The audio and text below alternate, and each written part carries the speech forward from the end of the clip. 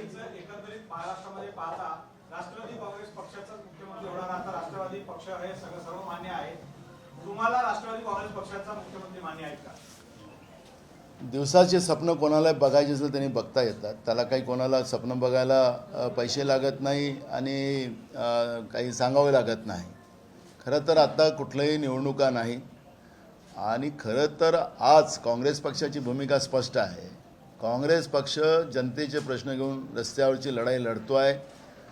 बारसूचं प्रकरण असेल, खारघरमध्ये झालेला हत्याकांड असेल, सरकारच्या वतीनं घडवलेला महाराष्ट्रामध्ये मोठ्या प्रमाणात होऊ घातलेल्या शेतकऱ्यांच्या आत्महत्या असेल, अवकाळी पावसामुळे शेतकऱ्यांची वाताहत झालेली आहे, तरुणांच्या रोजगारांचे प्रश्न निर्माण झालेले आहेत, महागाई एकीकडे आहे आणि अशा वेळेस ज्या गोष्टी आज नाहीत त्यावर आज चर्चा करण्याचा कुठलाही काँग्रेसला इंटरेस्ट नाही. ज्याला इंटरेस्ट आहे त्यांनी त्याच्यावर बोलत राहावं, त्याच्यावर आमची कुणालाही मनाई नाही. आणि महत्त्वाचा मुद्दा असा आहे की आखरी जनता हे मुख्यमंत्री बनवते आणि काँग्रेस लोकशाहीला मानणार आहे, हिटलरशाहीला नाही. आणि त्याच्यामुळे काँग्रेसची भूमिका स्पष्ट आहे. जेव्हा जनतेच्या दरबारात जाऊ तर जनता ज्याला आशीर्वाद देईल त्याचा मुख्यमंत्री बनेल. ठाकरे गटाकडून बोललं जात आहे की मुख्यमंत्री नंतर ठरवू, आधी आपण सगळे एकत्र येऊन महाविकास आघाडीची जास्तीत जास्त जागा जिंकू. मात्र ते गोष्ट राष्ट्रवादीला कुठे ना कुठे मान्यता त्यांना अडचणीत होत आहे असं वाटतं. काँग्रेसची भूमिका स्पष्ट आहे. काँग्रेसनी स्पष्ट केलेलं आहे की जे कोणी BJPच्या विरोधात असेल त्या सगळ्यांना सोबत घेऊन एक तानाशाह प्रवृत्ती जी BJPची या देशात निर्माण झालेली आहे त्याच्यामुळे देशाचं संविधान धोक्यात आलेलं आहे, लोकशाही धोक्यात आलेलं आहे. आणि अशा या परिस्थितीमध्ये जे कोणी BJPच्या विरोधात असतील त्या सगळ्यांना सोबत घेऊन BJPच्या विरोधातली लढाई लढण्याची भूमिका काँग्रेस पक्षाची आहे. त्याच्यामुळे ज्याला BJPच्या विरोधात असेल त्यांना सोबत घेऊन काँग्रेस पुढं जाईल अशी आमची भूमिका आहे. त्याच्यामुळे वारंवार त्याच स्टेटमेंटला पुन्हा रिपीट करायची काही गरज नाही. एपीएमसीच्या निवडणूक झाल्या ना भाऊ, त्याच्यामध्ये कुठे ना कुठे भाजप पिछाडीवर आहे. पण भाजप असा म्हणतो की एपीएमसीच्या निवडणूक म्हणजे विधानसभेच्या निवडणूक नाही. मी अजूनही तुम्हाला सांगतो, आम्ही पण मानतो, कारण की प्रत्येक निवडणुकीचं एक वेगळं स्टेटस असते. त्याच्यामुळे काल ग्रामपंचायतीच्या निवडणुका झाल्या त्याच्यातही जास्त आकडे फुगून दाखवले गेले. आता बाजार समितीचे निवडणुका झाल्यात, राष्ट्रवादी तेच आकडे दाखवतात आणि BJP तेच आकडे दाखवतात. काय समन्वय आहे ते काही कळायला कारण नाही. आता आम्ही आमच्या सगळ्या जिल्हाध्यक्षाकडून सगळ्या APMCच्या किती सदस्य कोणत्या पक्षाचे त्याची सगळी यादी आम्ही मागवलेली आहे. 2 दिवसात ती यादी आमची येणार आणि मग आम्ही सांगणार. महाराष्ट्रामध्ये आत्ता APMCच्या निवडणुकीत 1 नंबर काँग्रेसच आहे. आम्ही राष्ट्रवादी आम्ही कोणासारखं BJPच्या सोबत अलायन्स केलेलं नाही आणि जिथं आमच्या काही लोकांनी चुकून केलं त्यांच्यावर कारवाई करायची भूमिका आम्ही घेतली. त्यांना नोटीस पण इश्यू आम्ही केलेत. सरसकट BJP सोबत अलायन्स करणारी जी काही व्यवस्था असेल त्यांनीच याचा सबक घेतला पाहिजे. आणि आज महाराष्ट्रामध्ये काँग्रेसनी जी काही भूमिका घेतली, काँग्रेसलाच लोकांची पसंती आज महाराष्ट्रामध्ये APMCच्या निवडणुकीमध्ये पाहायला मिळत आहे. आणि त्याच्यामुळे शेतकरी विरोधी जे धोरण BJPचं आहे, महागाईच्या माध्यमातून सर्वसामान्याला गरिबाला लुटण्याचं पाप जे BJP इतक्या वर्ष करते आहे आणि एकीकडे स्वतःच्या मनाचं सांगायचं आणि जनाचं ऐकायचं नाही, या सगळ्या प्रवृत्तीला लोक कंटाळलेले आहेत BJPला. आणि काँग्रेसच एक पर्याय या देशामध्ये आहे, या राज्यामध्ये आहे. आणि म्हणून लोकांनी मोठ्या प्रमाणात काँग्रेसच्याच बाजार समित्या निवडून दिलेल्या आहेत. काल पंतप्रधान नरेंद्र मोदी यांनी 100वी मन की बात केली, परंतु त्यामध्ये महागाई नाही, बेरोजगारी नाही, त्याच्यानंतर जे कायदा सुव्यवस्था या कुठल्याही गोष्टीचा समावेश नाही. मग ही जनांची मन की बात कशी?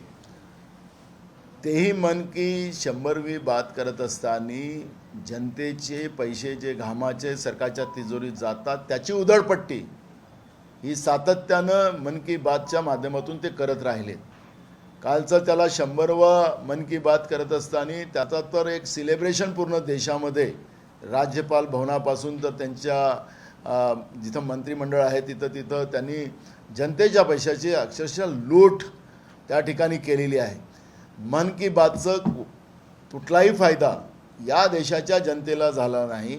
फक्त इव्हेंट, एक मोमेंट त्या ठिकाणी केली गेलेली आहे.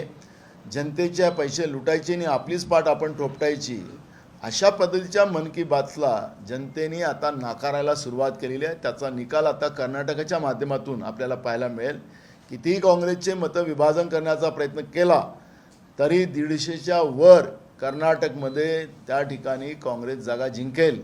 आणि तिथूनच खऱ्या अर्थानं या मन की बात, तर लोक मन की बातला उत्तर जन की बात से आपल्याला लोक देताना आपल्याला पाहायला मिळणार आहे. नाना, महाविकास आघाडीची तिसरी वज्रमूठ सभा आज मुंबईमध्ये पार पडते आहे. किती मोठी ही विराट सभा असेल आणि आज सभा कशा पद्धतीनं उत्साहामध्ये होईल? मोठी सभा होईल. काँग्रेसने पण जय्यत तयारी केलेली आहे. MMR रिजनमधूनही आम्ही मोठ्या प्रमाणात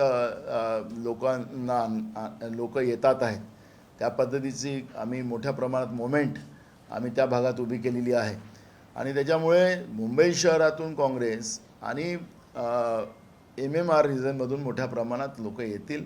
काँग्रेसचे कार्यकर्ते मोठ्या संख्येने येतील. उद्धव ठाकरे साहेबांचे तर येणारच आहे. त्याच्यामुळे ही सभा भव्य आणि ऐतिहासिक होईल याच्यामध्ये शंका नाही. नाना भाऊ, राष्ट्रवादी काँग्रेस पक्षाकडून आता भाकरी दंगल फिरायला लागली आहे. त्या भाकरी दरम्यान सत्तेची भाकरी आहे ती, त्या भाकरी दरम्यान काँग्रेस पक्षाला उपाशी ठेवण्याचा प्रयत्न शरद पवारांकडून होत आहे असं पाहिलं. आम्हाला कुठलाही फरक पडत नाही. आमची भूमिका स्पष्ट आहे. कोणाची भाकरी पलटवायची की नाही पलटवायची त्यांनी ठरवायचं. काँग्रेसची भूमिका स्पष्ट आहे. जे कोणी BJPच्या विरोधात आमच्यासोबत लढायला असतील त्यांना आम्ही सोबत घेऊन जायची आमची भूमिका आहे. कोणाला सत्तेसाठी करायचं असेल तर त्यांनी करावं, त्यांचं कोणाला आम्हाला थांबवायचं नाही. आमचे जो सगळे प्लॅन तयार आहेत आणि काँग्रेस त्या पद्धतीनं येणाऱ्या निवडणुकीमध्ये पुढे जाण्यामध्ये पूर्ण तयारीनं बसलेली आहे. नाना, जयंत पाटिल ने कहा कि अगला जो मुख्यमंत्री होगा राष्ट्रवादी का होगा और जनता की यही मांग है, महाराष्ट्र ये चाहती है, तो इसको लेकर कांग्रेस किस तरह से देखती? देखो, अभी कोई चुनाव तो है नहीं. चुनाव को और 1 साल बाकी है. तो अभी से ये बात करना तो गलत है. और कोई दिन में सपने देखता है तो किसी को सपने देखने के लिए तो मना नहीं कर सकते, ना पैसे लगते उसके लिए. लेकिन हम चाहते कि चुनाव आने को समय है और जब जनता के बीच में जब हम लोग मिल के जाएंगे तब जनता डिसाइड करेंगी. तो आज से इस बात की चर्चा क्यों? क्या किसानों के इशू खत्म हो गए महाराष्ट्र में?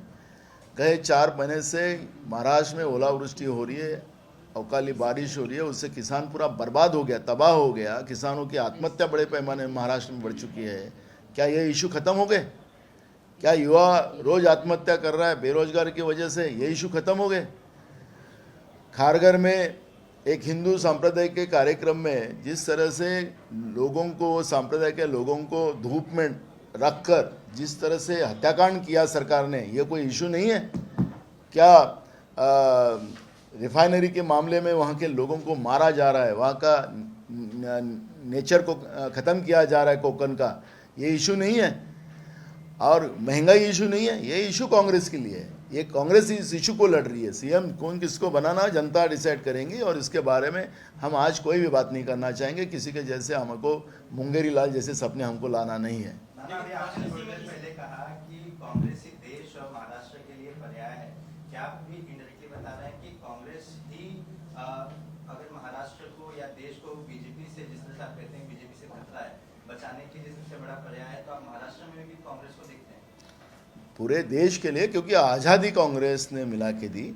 और जब महाराष्ट्र की निर्मित हुई 1960 में, तब भी कांग्रेस ने, उस समय के पहले मुख्यमंत्री हमारे यशवंतराव चौहान जी से लेके, वसंतराव नाइक से लेके, सुधाकर नाइक से लेके, तो अशोक चौहान जी से लेके, विलासराव देशमुख से लेके पृथ्वीराज चौहान तक, कांग्रेस ने इस राज्य को आगे बढ़ाने का काम किया है. और हमारे पास इतिहास है. जिसके पास इतिहास होता है उसका वर्तमान होता है. अगर जिसके पास इतिहास ही नहीं है तो वर्तमान की क्या बात बताएंगे? आज जिनके पास वर्तमान है वो देश बेच के देश चला रहे हैं, तो उनसे क्या उम्मीद करेंगे लोग? आज कृत्रिम महंगाई बढ़ाकर सरकार क्या करना चाहती है? देश की जनता के पैसे लूटकर उनके मुट्ठी भर मित्रों को देना चाहती है. और इस तरह से जो देश में चल रहा है, लोगों का पसीने का पैसा सरकार के तिजोरी में जाता है और उनके मुट्ठी भर लोगों का कर्जा माफ़ किया जाता है. यहाँ किसान आत्महत्या कर रहा है. ये लड़ाई है और कांग्रेस ये लड़ाई लड़ती आ रही है. हमारे नेता राहुल गांधी जी ने कहा है कि राहुल गांधी जी को कितनी लोगों ने गाली देते हैं, ये तो रोज़ गाली देते हैं, लेकिन प्रधानमंत्री अपनी गाली की लिस्ट बता रहे हैं। और कल के मन की बात में सिंपल ना बेरोजगारों के बारे में बात किया, किसानों के आत्महत्या के बारे में बात किया, देश को जो बेच रहे हैं और किस लिए बेच रहे हैं उसका हिसाब देश की जनता को नहीं दे रहे। क्या ऐसे लोगों से क्या उम्मीद करेंगे? कांग्रेस के पास इतिहास भी है और कांग्रेस के पास वर्तमान भी है। हमारे पास देश के जनता के लिए लड़ने वाला नेता राहुल गांधी जी के रूप में, प्रियंका गांधी जी के रूप में हमारे पास है, किसी पार्टी के पास नहीं है। और इसलिए देश की जनता की उम्मीद कांग्रेस है। आप कह रहे हैं, लेकिन अजीत दादा कहते हैं कि आपके मुंह में घी शक्कर, जयंत पाटिल को कहते हैं, आप किस तरह से देखते हैं? देखो वो लोग क्या बोले उनका है, हम लोग उनके बारे में बहुत नहीं बोलते। उन्हें दिन में सब छोड़ दिया है मुख्यमंत्री। नहीं, हमने अभी कोई चुनाव नहीं है, ये बेफालतू बातें कर क्या फ़ायदा है? जो बातें आज नहीं है उस बातों को आज करके, लोगों के इशू हमारे लिए सबसे बड़े महत्व है।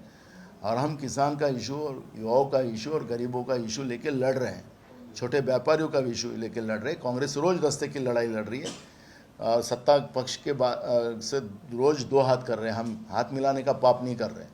तो इसलिए दिन में सपना जिनको देखना है देखे, हमें किसी के सपने को हमको उनके बारे में हमें कोई तकलीफ नहीं है। जब चुनावी मौसम आएगा उस समय में हम डिसाइड करेंगे। अरे हमने बोला ना, अब जब बात ही नहीं है तो उस बात को काहे को तुम बार बार दोहरा रहे हो? ना महाविकास आघाड़ी को लेकर सेंटीमेंट लोगों में बढ़ रहा है, तो ऐसे में जिस तरह के बयान एनसीपी की तरफ से आ रहे हैं, क्या आपको लग रहा है कि बीजेपी की तरफ से जानबूझ के प्लान किया जाता है कि आघाड़ी टूट जाए? अब हमने किसके मन में क्या है, मन की बात तो एक ही जानता है देश में, जो रोज फेंकते रहते हैं वही जानते हैं। तो हमें तो पता नहीं है। हम सरलता से देश को आज़ादी मिला के दिया कांग्रेस ने, और सरलता से ये देश को आगे बढ़ाया है। कोई पाप कांग्रेस ने नहीं किया। जब भ्रष्टाचार की बात करते हैं, आज देश की जनता का पैसा, पसीने का पैसा जीएसटी के माध्यम से केंद्र की सरकार में ले जाते हैं, और वो मुट्ठी भर उनको मित्रों को कर्जा माफ करने के बाद दिया जाता है। आज 2000 का नोट आपने देखा होगा कि अपने यहाँ पे भी जब बाई इलेक्शन हुए थे कस्बा में, तो 2000 के नोट जो जिसके पकड़े गए थे तो वो बीजेपी के वाले होंगे थे। आज 2000 का नोट क्या उनके मुट्ठी भर मित्रों के यहाँ से पैसा क्या बीजेपी क्या है? ये सबसे बड़ा भ्रष्टाचार है, सबसे बड़ा भ्रष्टाचार है। और खुद ही भ्रष्टाचार करने का और पुनः आरोप करने का कांग्रेस के ऊपर। तो ये झूठ बोलने वाले लोग, इनकी झूठता अब लोगों को समझ आ चुकी है, और इसलिए बीजेपी देश को तबाह कर रही है, और ये कांग्रेस कभी सहन नहीं करेगी। कांग्रेस सत्ता की लड़ाई के ऊपर देश को बचाने की लड़ाई लड़ती है। देश पहले, बात की बात सब। आज कुछ लोग और बीजेपी ये चाहती कि पहले उनको सत्ता चाहिए, और देश की जनता वो डिसाइड करेगी। और मैं तुमको आज से बता रहा हूँ कि अगले प्रधानमंत्री राहुल गांधी देश के बनेंगे।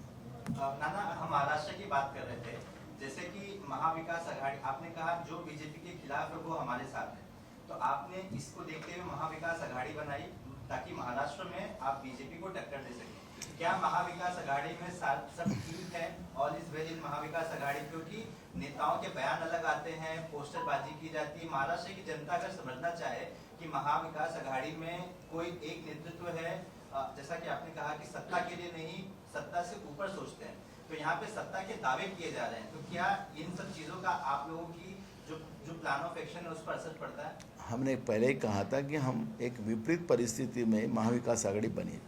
अगर पैठ की सरकार नहीं गिरती, एक कलंक महाराष्ट्र को जो लगाने का, पैठ की सरकार बनाने का एक कलंक लगाया गया था, और बाद में 72 घंटे के बाद जो सरकार गिरी, और बाद में हमारी नेता सोनिया जी से मिलने खुद उद्धव ठाकरे जी, खुद शरद पवार जी जब उनसे मिले और जब महाराष्ट्र की बात की, तो हमारे नेता सोनिया जी ने महाराष्ट्र की जनता के लिए कॉमन मिनिमम प्रोग्राम देकर इस महाविकास आघाड़ी की निर्मित की, और उसे एक कॉमन मिनिमम प्रोग्राम दिया। उसमें किसान का कर्जा माफ़ करने की भूमिका रखी।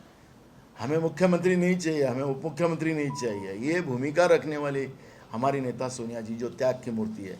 खुद प्रधानमंत्री बन सकती थी, लेकिन देश के जो अपोजिशन थी उस समय जिस तरह का व्यवहार किया गया था, सुषमा जी जिंदा नहीं है, मैं टकला कर लूँगी, मैं ये कर लूँगी, अगर सोनिया जी प्रधानमंत्री बनेंगी तो इस तरह के नौटंकी उस समय हुई थी। देश नहीं टूटना चाहिए, उस त्याग की मूर्ति सोनिया गांधी जी ने खुद प्रधानमंत्री नहीं बनी। देश के हित के लिए मनमोहन सिंह जैसे एक अर्थतज्ञ व्यक्ति को देश का प्रधानमंत्री बनाया और देश को आगे बढ़ाने का काम किया। ये और महाराष्ट्र के लिए भी वही निर्णय उस समय में हमारी नेता सोनिया जी ने लिया और एक विपरीत परिस्थिति में वो स्थिति बनी थी। एक अलग अलग विचारधारा के लोग महाराष्ट्र की जनता के लिए एक लाने की भूमिका हमारी नेता सोनिया जी ने की थी। अब जिसको मैंने बार बार यही कह रहा हूँ कि जिनको साथ रहना है, बीजेपी के विरोध में लड़के हमारे साथ रहना है, उनको साथ लेके चलने की भूमिका हमारी है। हम कोई किसी के जैसे राज्य की पार्टी नहीं है, हम देश की पार्टी है। हमें जो निर्णय लेना है देश के हित के लिए लेना है। तो तुम राज्य में बार बार आ रहे हो, तो हम कांग्रेस की भूमिका देश के हित के लिए रहती है और कांग्रेस उसी को लड़ाई को आगे ले जाती है और हमारी भूमिका वही है। और इसलिए मैंने जब भी कहा हमारे नेता राहुल गांधी देश के प्रधानमंत्री के, हमारे पास त्याग और बलिदान की व्यवस्था से बनी हुई हमारी पार्टी है। हमारी पार्टी स्वार्थी नहीं है, हमारी पार्टी हमेशा देश की जनता के लिए हमेशा उन्हें त्याग किया है। ऐसी पार्टी कांग्रेस पार्टी है। इसलिए ये सवाल जो लोग उनको पद चाहिए उनसे पूछिए, हमसे पूछ के क्या फायदा। सर आपसे एक सवाल पूछना चाहूँगा। आपने कहा कि राहुल गांधी जो आपके प्रधानमंत्री आगे बनेंगे, लेकिन फिलहाल तो उनकी जो सदस्यता घट हुई है उसके बाद उनका चुनाव लड़ पाएंगे या नहीं लड़ पाएंगे अभी तक साफ। देखो, न्याय व्यवस्था के ऊपर हमारा पूरा विश्वास है। जहाँ हमने गलती की नहीं है, जो जिस तरह से झूठ आरोप लगाकर कर्नाटक की बातों को गुजरात में ले जाकर सब देश जानता है और माननीय सुप्रीम कोर्ट और हाई कोर्ट और सुप्रीम कोर्ट है और हमारा न्याय व्यवस्था के ऊपर विश्वास है और न्याय व्यवस्था सच के साथ रहेगी और राहुल गांधी जी को जस्टिस मिलेगा। ये उम्मीदें 2024 के लिए 2029 के लिए, क्या 2024 से पहले फैसला आ पाएगा आपको लगता है? बिल्कुल आएगा, क्यों नहीं आएगा। महाविकास आघाड़ी में कई बार इस बात का जिक्र बहुत तेजी से हो रहा है कि सीटों को लेकर के मतभेद हैं। क्या सीट बंटवारे को लेकर के, चाहे वो विधानसभा हो या लोकसभा हो, उसको लेकर के आघाड़ी में कोई चर्चा हुई है? क्या कांग्रेस पार्टी सीट को लेकर के काफी ऑप्टिमिस्टिक है, क्योंकि ऐसा बताया जा रहा है आपको कम सीटें देने का जो प्रस्ताव है वो दोनों ही दल आपके रखते हैं? देखो, ऐसे कोई चर्चा हुई नहीं और जब चर्चा ही नहीं हुई तो उसके बारे में मैं अभी चर्चा करना कोई स्वाभाविक नहीं है और इसलिए जब चर्चा होगी तब हम हमसे बात करेंगे। शरद पवारांचं एक पुस्तक केलं आहे, त्याचं दुसरं एडिशन आहे लोक माझे सांगायचे, ज्याच्यामध्ये नारायण राणेला कशा प्रकारचा त्रास काँग्रेस पक्षांमध्ये झाला म्हणून त्यांनी काँग्रेस पक्ष सोडून गेला, त्या पुस्तकामध्ये टाकण्यात येणार आहे। तर तुम्हाला असं वाटतं की खरंच नारायण राणेंना त्रास आल्यामुळे ते भाजपकडे गेले? बघा, शरद पवार साहेब मोठे नेते आहेत आणि मोठ्या नेत्यांबद्दल मी लहान माणूस बोलू शकत नाही, हे आमचं पहिलेच ठरलेलं आहे। त्याच्यामुळे त्यांच्याबद्दल मी आज काहीच बोलणार नाही। ज्या दिवशी बोलायचं झालं त्या दिवशी बोल। नितेश राणे म्हणतात की महाविकास आघाडी संविधान नाही तर शरिया कायदा पाळेल। कोण? नितेश राणे म्हणतायत महाविकास आघाडी संविधान नाही तर शरिया कायदा पाळेल। त्यांच्याबद्दल आम्ही काहीच बोलायचं नाही, काँग्रेसने बोलायचंच नाही ठरलेलं। आमचं 2-4 लोक असे आहेत की आम्ही त्यांच्याबद्दल बोलायचंच नाही। काय बघायला आता रोज तमाशा चाललेला आहे। जसं असं चालतं की असं वाटतं महाराष्ट्र आपला आहे की आपण कुठल्या दुसऱ्या राज्यात आहोत, काय आपल्या देशात नाही दुसऱ्या कुठल्या तरी शर्यत याच्यामध्ये आहो असं वाटतं जे तुमच्या टी व्हीवर आम्ही जेव्हा पाहतो। त्यामुळे नाही बोललं त्या लोकांच्याबद्दल तर बरं आहे। वज्रमुठमध्ये अजितदादा पवार येणार आहे की नाही येणार आहे, कोण कोण असणार आहे व्यासपीठावर? काँग्रेसकडून सगळेजण राहणार आहेत, त्यांच्या पक्षातून कोण येणार आहे की नाही येणार आहे मी काही त्याच्यातलं काही मी हे नाही आहे ना, त्याच्यामुळे मी आता काय सांगू शकतो। अदानी प्रकरणामध्ये सेबीने एक आपला अहवाल दिला आहे, त्यामध्ये सांगितलं आहे की अदानी आणि हिंडनबर्गचा जो आपसातलं जो भांडण आहे तो फार गुंतागुंतीचा आहे। कुठे ना कुठे सेबी जे आहे ते आता या प्रकरणामध्ये माघार घेताना पाहायला मिळत आहे। याचा फायदा अदानीला होईल असं वाटतं? सेबीने एकदा स्पष्ट केलं पाहिजे की हिंडनबर्गनी जे रिपोर्ट दिलेला आहे ज्याच्यामध्ये ज्या 200 कंपन्या ज्या विदेशात तयार केलेल्या होत्या ते खोटे कागद तयार करून गेले, त्या कंपन्या कधीच चालू झालेल्या नाहीत। त्यांच्या आधारावर देशातल्या LICचे पैसे, SBIतून पैसे, प्रॉव्हिडंट फंडातले कर्मचाऱ्यांचे पैसे त्याच्या आधारावर दिले गेलेले आहेत।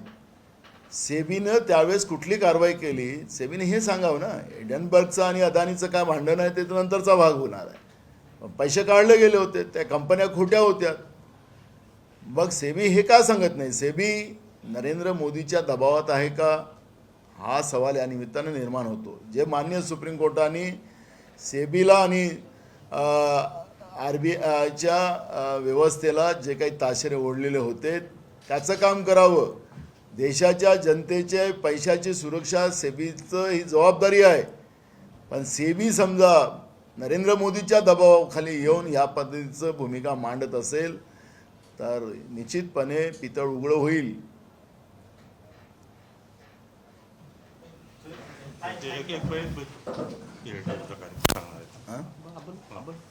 बिल्कुल हाँ बोल रहे हाँ एक मिनट सॉरी ये मैं हमारे यहाँ ये हमारे के राजू साहब है. नेशनल को नाम तो सुने आपने के राजू साहब का. नेशनल कोऑर्डिनेटर है हमारे सभी सेल और इसके, और बड़ा काम इनका पूरे देश में अच्छा एक संगठन खड़ा करने में बहुत यशस्वी से आगे लेके जा रहे हैं. देश विदेशातील प्रत्येक घडामोडींचे लाईव्ह अपडेट मिळवण्यासाठी आता साम टीव्हीच्या सर्व सोशल मीडिया प्लॅटफॉर्मला लाईक, फॉलो आणि सबस्क्राईब करा. तसंच सर्व नोटिफिकेशनसाठी बेल आयकॉन प्रेस करायला विसरू नका.